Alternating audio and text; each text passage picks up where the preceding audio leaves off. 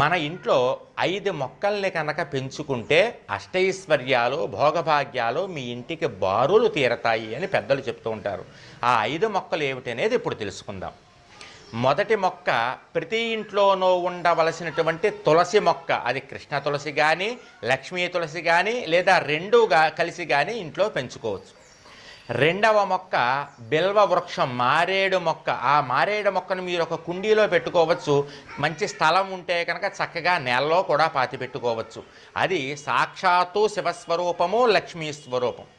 మూడవ మొక్క పెద్ద ఉసిరి, అంటే చిన్న చిన్న ఆకులు ఉండి ఇంతంత ఉసిరికాయలు కాసి చేదుగా ఉంటుంది చూసారా ఉసిరికాయ, దాన్ని అమలక వృక్షము అంటారు. ఆ చెట్టు కూడా మీరు కుండీలో పెంచుకోవచ్చు లేదా మీకు మంచి స్థలం ఉంటే కనుక స్థలంలో పాతుకోవచ్చు.